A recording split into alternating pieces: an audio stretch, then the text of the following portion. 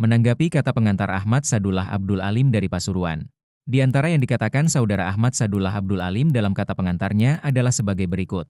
Itulah sebabnya ketika beberapa tahun belakangan ini muncul syubhat, opini sesat, yang membatalkan keabsahan nasab Ba'alawi, kebanyakan orang tergilas oleh gelombang opini itu.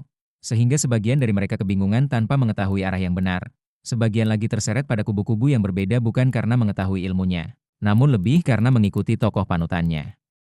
Tidak hanya itu, sebagian tokoh yang dianggap alim sekalipun ada yang terbawa arus ikut menyaksikan atau bahkan membatalkan nasab Ba'alawi, kendati mereka bertopeng di balik retorika ilmiah, semisal meminta bukti tes DNA, atau menuntut adanya catatan pada kitab sezaman, tanpa mau peduli jika DNA tidak bisa dijadikan sebagai standar nasab, dan keberadaan kitab sezaman bukan satu-satunya standar penetapan nasab.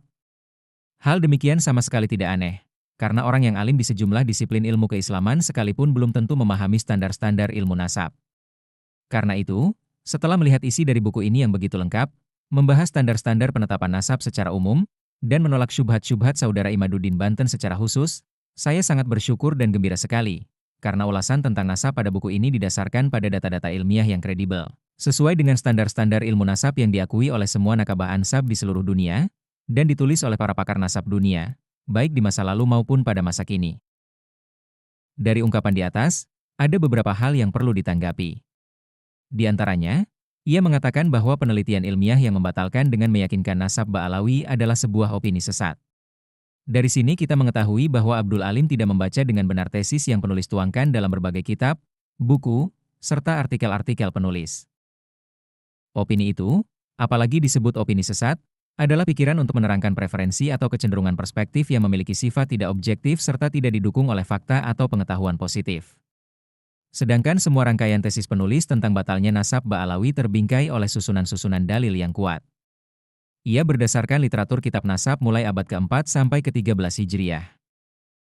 Di mana Ba'alawi yang mengaku sebagai keturunan Nabi Muhammad mengklaim mereka keturunan Nabi melalui jalur Ubaid bin Ahmad bin Isa yang hidup di abad ke-4 Hijriah. Sedangkan seluruh kitab nasab sebelum abad ke-9 Hijriah tidak ada yang mengonfirmasi bahwa Ahmad bin Isa mempunyai anak bernama Ubaid. Pengakuan klan Ba'alawi sebagai keturunan Nabi mulai muncul di abad ke-9 Hijriah. Pengakuan sepihak itu bertentangan dengan kitab-kitab nasab sebelumnya. Mampukah saudara Abdul Ali mendatangkan dalil kitab nasab sebelum abad ke-9 Hijriah yang menyebut Ubaid sebagai anak Ahmad? Jika tidak mampu, maka apa alasan saudara menyambungkan nasab Ba'alawi tersebut? Apakah saudara tidak menyadari bahwa memasukkan orang yang bukan keturunan Nabi Muhammad ke dalam keturunannya adalah perbuatan yang berdosa dan mendegradasi kemuliaan Nabi serta keturunannya yang asli? Bagaimana jika para penyusup ini berbuat zalim terhadap umat Nabi dengan membawa nama Nabi? Fakta telah berbicara banyaknya orang-orang fasik di antara mereka, mulai dari peminum khamar, pembegal motor, pezina, pelaku sodomi, penipu, pembunuh, perampas harta manusia dengan batil, pemalsu kuburan, hingga perusak sejarah NU dan sejarah Indonesia. Apakah saudara mau bertanggung jawab? Apakah seperti itu adalah cerminan dari keturunan Nabi? Tidak, sekali-kali tidak. Jika Anda mengatakan bahwa keturunan Nabi sebagai seorang manusia biasa tidak terbebas dari maksiat, itu betul. Tetapi pernyataan demikian hanya sebagai pelajaran, bukan sebagai kebiasaan yang banyak terjadi berulang. Jika hal demikian terjadi berulang, bahkan kemudian telah menjadi pola, apakah ketersambungan nasab dengan baginda Nabi itu tidak ada manfaatnya untuk membuat para keturunannya menjadi manusia-manusia yang patut diteladani? Sungguh, para zuriat Nabi yang asli akan memiliki cahaya nabawiyah yang akan mengarahkannya cenderung dalam kesucian. فذكر إن نفعت الذكرى. Imaduddin Utsman Al-Bantani.